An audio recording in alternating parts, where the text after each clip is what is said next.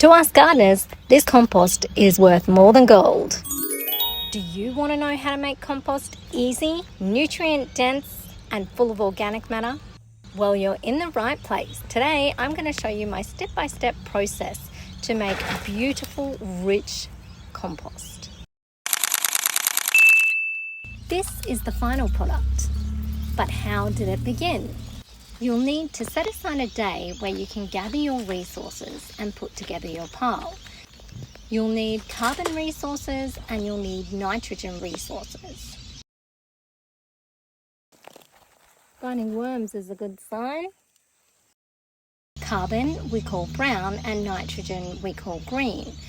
The ratio I've found for the perfect compost is 2 parts carbon and 1 part nitrogen and a lot of water and oxygen. So here's some of my earlier compost, and I'm going to sieve this because some of these big bits were from debarking a tree.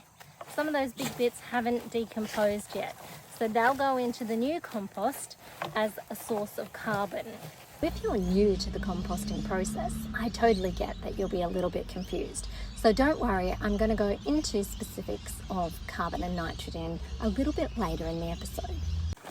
So here you have the lovely finished product of the compost. So what do you do with this stuff when you're finished? Well, you're going to put some in your garden, predominantly around your vegetables, and make sure you keep some for when you're doing seedlings. So I use this as a seedling mix to start off new plants. Please be sure to like and subscribe my content. It really encourages me to make more for you. Share this episode if you think it could help someone, or just give it a thumbs up.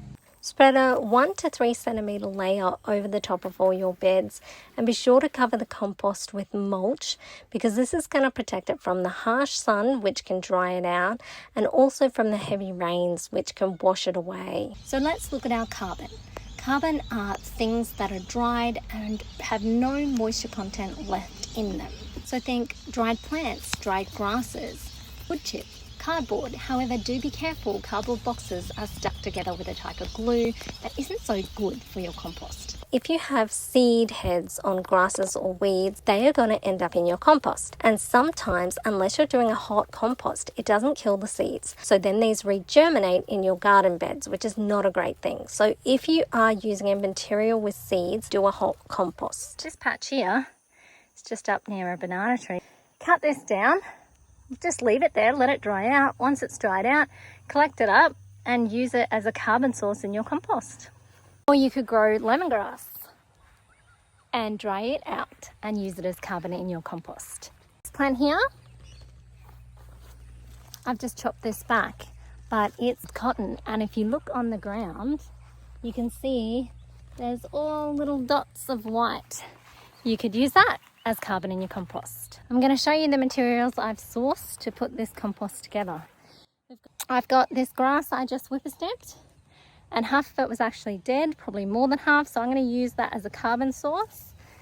We've got an old or started compost pile just here.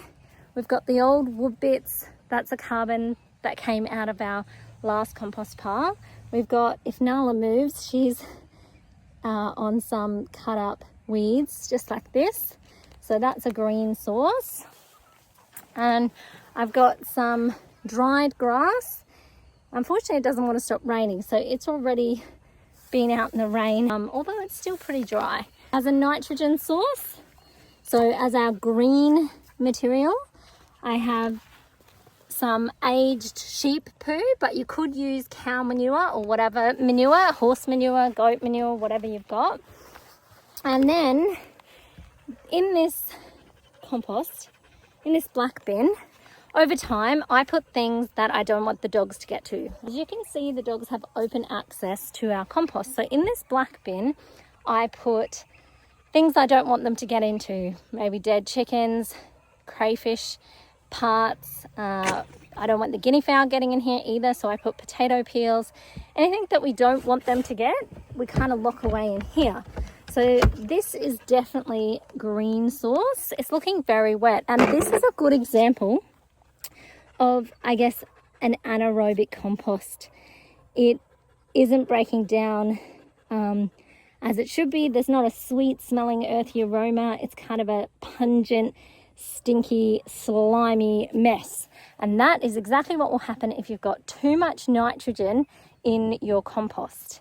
So I'm going to use this and just mix it in with all this carbon, which will be perfect. So what we're going to do is we're going to layer it. We're going to start off with a dry carbon layer. Then we're going to put a bit of water. Then we're going to put our green layer, and we're just going to alternate carbon, nitrogen, or brown, green, brown, green. And in the middle, somewhere in the middle, I'm going to put a hot spot. Now a hot spot is going to help the compost reach a high temperature. A hot spot could be many different things. I've used a bucket of dead cane toads, a bucket of crayfish offcuts and shells, a dead chicken, big bucket of mango skins and seeds. I've also used a big bucket of fresh banana skins. That will just give your compost a kick start. You're going to put it in the middle, and then over time you're either just going to leave it and turn it, I don't know, once every month if you're doing it the lazy way, or just leave it all together and wait 8 months. Or if you want to do a 21-day hot compost, you're going to turn this every 1 or 2 days. So as you do that, that hot spot will get dispersed. Don't worry about that, but it's a great Kickstarter. Nala, you're sitting right where we need to make this compost. So I know you're very comfortable, but I'm going to have to get you to move. Come on, love. Come on, up. Good girl. Good girl. All right, let's start off with our carbon layer. So you're going to want to make this pile 1 cubic meter, a meter lengthwise, a meter widthwise, and a meter heightwise. Anything larger than that, it takes a bit longer to break down. Anything smaller than that, it's not really worth making the compost. You end up with such a small amount. So stick to those measurements. Down first goes a carbon material, followed by water, and don't be shy with water, especially if your material is really, really dry. For measurement, I would say at least 1 full watering can in between layers, but realistically even 2. As you can see, halfway through doing this compost, I gave up on the watering can and just went to a hose. I wasn't getting enough water. Now on goes a green sauce. This is that sludgy, really anaerobic compost I showed you. Now we're going to put a layer of brown again.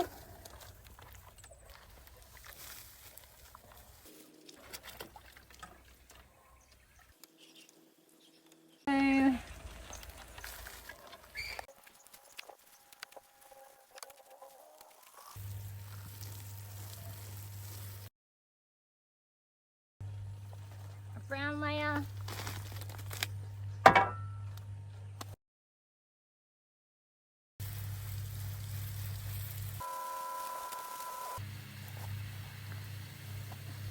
A green layer.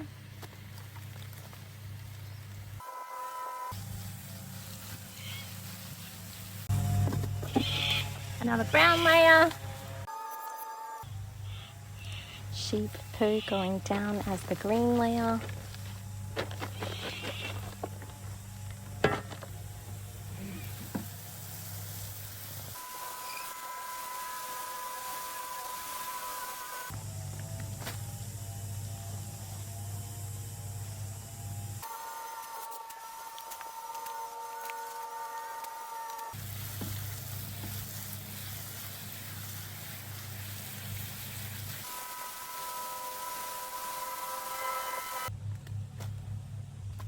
Time for the hot spot. I'm using some old pumpkins and sweet potatoes and dead cane toads, followed by a brown layer again.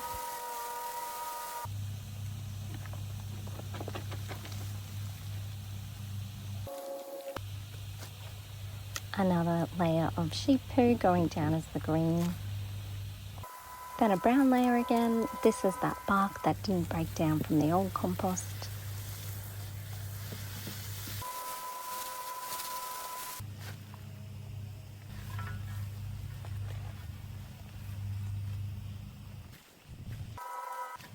Then a green layer. This is the last of that anaerobic compost. So there's how we make a compost pile. This is the finished product.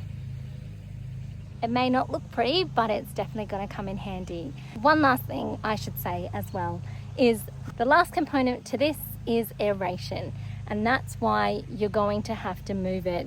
Obviously, if you just left this here for 8 months to a year, it would break down. Well, inside anyway, the outside may remain, but if you move it, even if it was once every 2 weeks, once every month even, if you move it from here in this bay into a free bay, you're going to speed up the process. The outside stuff that's not getting broken down, you're going to mix and put within the middle, and the inside stuff you're going to try and put on the edges. And same every time you move it. And that aeration is going to be the trick to perfect compost.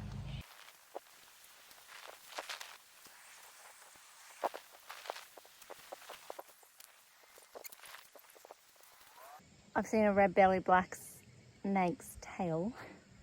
I'm going to abort mission. I'll come back and finish this later, and hopefully he's gone by then. I also saw a mouse, so maybe the snake is chasing the mouse.